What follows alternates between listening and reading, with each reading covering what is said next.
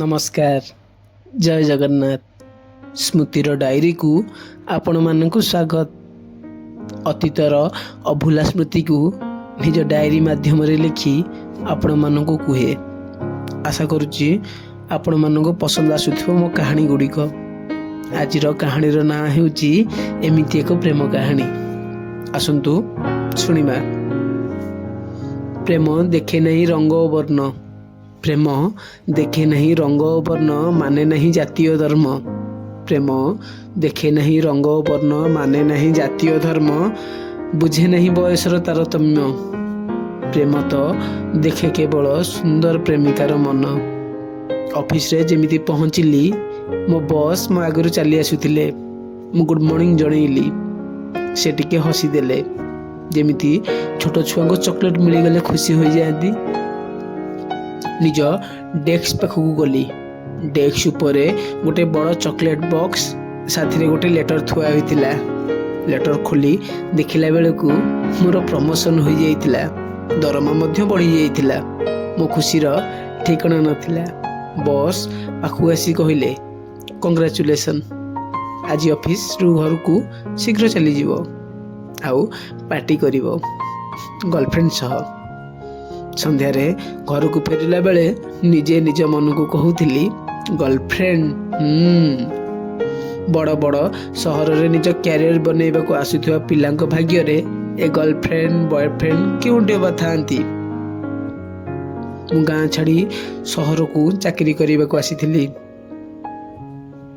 चाकरीर प्रथम 5 वर्ष एते व्यस्त रहिले जे ए गर्लफ्रेंड बॉयफ्रेंड बनैया समय होगा उठीला। 20 वर्ष केबे पूरी 30 चलीला जना मध्य पड़िलानी। घरे पहुंची ऑनलाइन रु निज पसंद खाଇବା ऑर्डर कली। निज प्रमोशन पार्टी मु निजको ही देली। माँ मो ऑफिस फेरिबा समय जाने कौन खाइलु कौन कलु समस्त अनौपचारिक कथा पचारि सारिबा परे किछि कहिबाको चाहुतिला किंतु कहि पार नथिला। बापा पछरु थाई कहिले अरे से झियो कथा कहल ना नहीं, मु बुझी सारी थिली। माँ मो विवाहर कथा कहबाको चाहुतिला। मु रखुची माँ, मते काली ऑफिस शीघ्र जीवार अछि। माँ कहिला काली स्टेशन टाइम रे आसीबू। तू जानू बापा को अपेक्षा करिबा बिल्कुल पसंद नुहे। हौ बोली कही मु कॉल रखिदेली। जीवनर भिड़ भितर मनीष केतेबेले जे एका होई जाए ताहा केही मध्य जानि पारंती नहीं। आज मोर निद हजि जाइथिला। किछि लेखिबा पई नोट्स खोजु खोजु गोटे चिठी नजर को आसिला। खोली देखिला बेलकू कॉलेज टाइम रे गोटे चिठी जोना चिरी दे बोली भाबुथिली किंतु कोनोसी कारणवशत रखी देइथिली। मोर सबुठु भल सांग श्री ताकू निजर मनर कथा लिखि जणाइथिली। से किंतु मते केबे सांग ठारो अधिक किछि भाबी नथिला। से चिठी पढ़िबा परे से मोठार समस्त संपर्क काटी देइथिला। श्री जीवा परे मो मनरे केबे क्यों झियो पई प्रेमर भावना जात होई नथिला। भाबुथिली झियो तो आसीबे जीवे जीवन रे, जेबे निज कैरियर बनैबार ध्यान देबा। सत कथा हैला मु श्री को एबे मध्य भूली पारि नथिली। बोधे सत प्रेम केवल गोटे थर ही होई थाए। बाबा मां को ट्रेन गोटे घंटा विलंब रे थिला। फोन मोर रिंग हैला। अभी थिला मो कॉलेज बेलर सबुठु भल सांग मो बेस्ट फ्रेंड साई। तू आसुचु ना कॉलेज रो रियूनियन पार्टी को? आमे समस्ते बहु वर्ष पर देखा हवा। ट्रेन आसिलानी, मु तते पर कॉल करिवे अभी कही मु कॉल रखी देली। बापा माँ स्मृतिर सहर अनेक जिनिस धरी आसीथिले। संध्या सुधा मो काम मो प्रमोशन मो देह काम करने को आसुथिबा रूपा दीदी कथा समस्त कथा पचारि सारिबा परे मो विवाह कथा पचारे पे चाहुथिले किंतु पचारि पारु नथिले। शेष रे बापा नीरवता भंग करी पचारिले साई केउं झियो को जदि तू पसंद करू आमको जणई पारू तो माँ आ मु एते व्यस्त हुअंतु नहीं। मु नाई बापा सेमिति किछि भी नहीं उत्तर देली। ताहले ठीक अछि, आमे काली मोहन झियो को देखिबा को जिबा। मोहन मोर बहुत पुराना सांग। ବାପା କହିଲେ। ମୁଁ 2 ମିନିଟ୍ ପାଇଁ ନୀରବ ରହିଲି। ଏମିତି କଥା ନୁହେଁ ଯେ ମୁଁ ବାହା ହେବା ପାଇଁ ଚାହୁଁନଥିଲି, କିନ୍ତୁ ଏମିତି ଅଜଣା ଅଚିହ୍ନା କେଉଁ ମଣିଷ ସହ ସାରା ଜୀବନ କେମିତି ଅବା ବିତେଇବି। ମୁଁ ଚିଡ଼ଚିଡ଼ି ହୋଇ ଅଫିସ ଚାଲିଗଲି। ସନ୍ଧ୍ୟାରେ ଅଫିସରୁ ଫେରିଲା ବେଳକୁ ବାପା ସୋଫାରେ ବସି ପେପର ପଢ଼ୁଥିଲେ, ଆଉ ମାଉସୀ ସହ କଲରେ କଥା ହେଉଥିଲା। ମୁଁ ଘରେ ପହଞ୍ଚି ସୁ ବାହାର କଲା ବେଳକୁ ମୁଁ ରଖୁଛି, ସେ ଆସିଗଲାଣି କହି ମା ଫୋନ୍ ରଖିଦେଲା। ସୋଫାରେ ବସି ପାଣି ପିଉଥିଲା ବେଳେ ବାପା ପେପରରୁ ମୁଣ୍ଡ ଟିକେ ଉପରକୁ ବାହାର କରି ବଡ଼ ପାଟିରେ, ଲଭ୍ ମ୍ୟାରେଜରେ ଡିଭୋର୍ସ ପରସେଣ୍ଟେଜ ଦିନକୁ ଦିନ ବଢ଼ିବାରେ ଲାଗିଛି। ଏ ଜରୁରୀ ସୂଚନା କେବଳ ମୋରି ପାଇଁ ହିଁ ଥିଲା। ରାତିରେ ଖାଇବା ଟେବୁଲରେ ବାପା କହିଲେ, କାଲି ଅଫିସରୁ ଛୁଟି ନେଇଯିବୁ, ଆମେ ମୋହନ ଘରକୁ ଯିବା। ବାପା ବାସ୍ ମୋତେ ଅର୍ଡ଼ର ଦେଇଥିଲେ, ଯେମିତି ପିଲାଟି ଦିନରୁ ଦେଇ ଆସିଛନ୍ତି। ସାଇନ୍ସ ନେ, ଆର୍ଟସ ନେବା କଥା ନୁହେଁ, ଚେସ୍ ଖେଳ, ବାହାର ପିଲାଙ୍କ ସାଙ୍ଗେ ମିଶନା, ଏଟା କରନା ସେଟା କରନା। ମୋର ମନେ ଅଛି ଯେବେ ଚାକିରି ମୋର ହୋଇଥିଲା, ବାପାଙ୍କୁ କେତେ ବୁଝିବାକୁ ପଡ଼ିଥିଲା।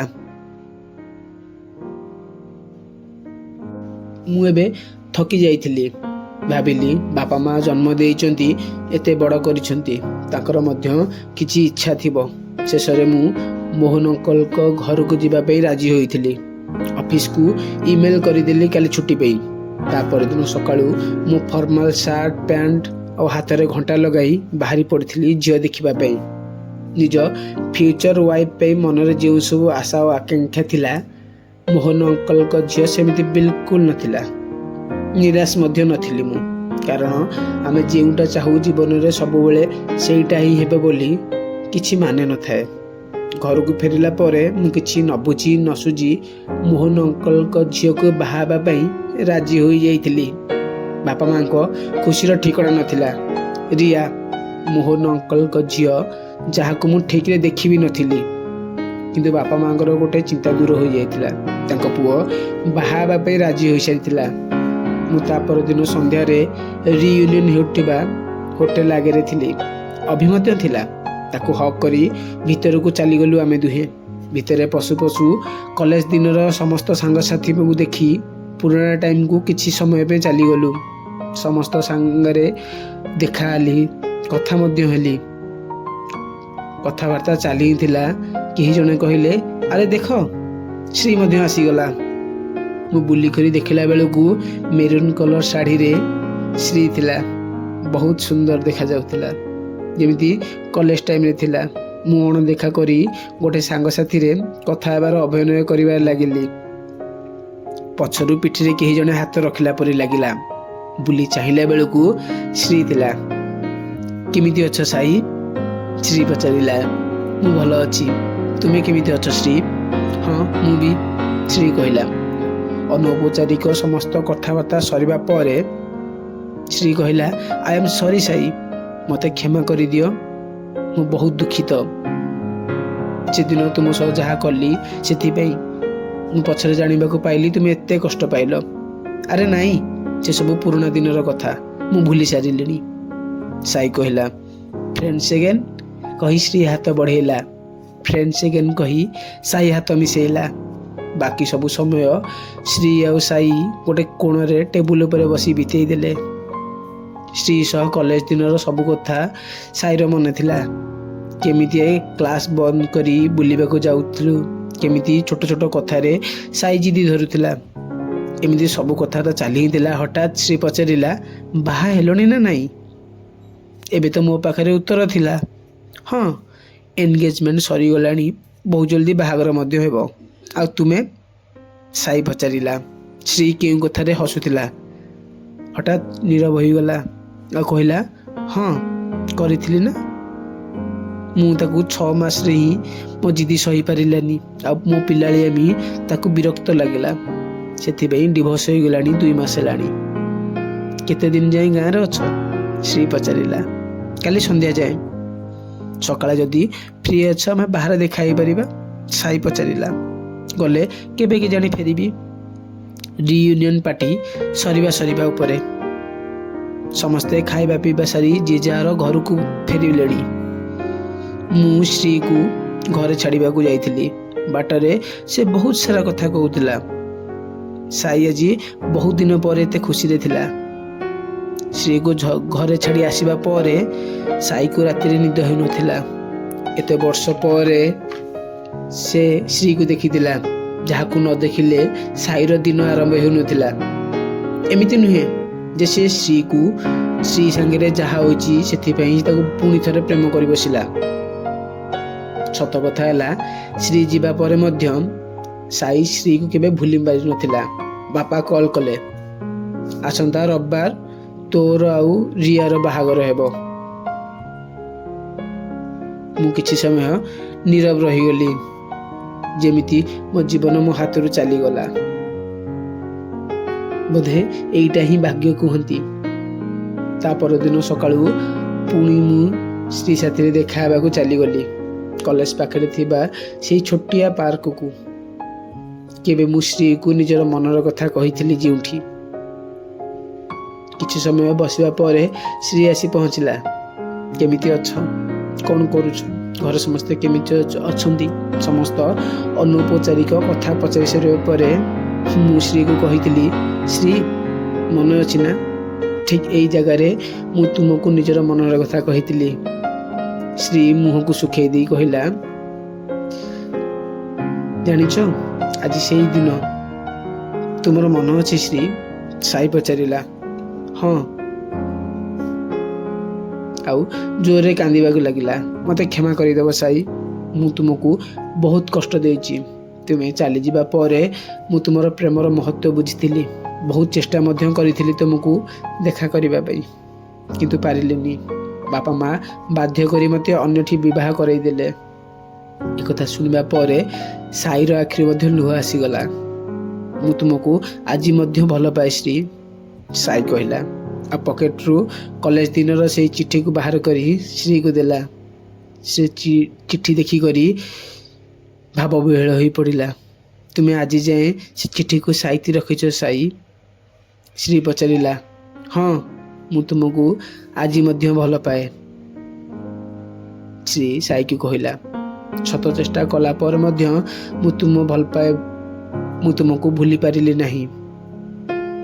କ'ଣ ତୁମେ ମୋତେ ବିବାହ କରିବାକୁ ରାଜି ଅଛ ଶ୍ରୀ? ସାଇ ଶ୍ରୀକୁ ପଚାରିଲା। ଶ୍ରୀ କାନ୍ଦି କାନ୍ଦି ହଁ ବୋଲି ଜଣାଇଥିଲା। ବାସ୍ ଏତିକି ଥିଲା କାହାଣୀ। ଆଶା କରୁଛି ଆପଣମାନଙ୍କୁ ସ୍ମୃତିର ଡାଏରୀର ଏ କାହାଣୀ ପସନ୍ଦ ଆସିଥିବ। ପସନ୍ଦ ଆସିଥିଲେ ଲାଇକ୍, ସେୟାର, ସବସ୍କ୍ରାଇବ୍ କରିବାକୁ ଜମା ମଧ୍ୟ ଭୁଲିବେନି। ରହୁଛି। ଜୟ ଜଗନ୍ନାଥ। ନମସ୍କାର।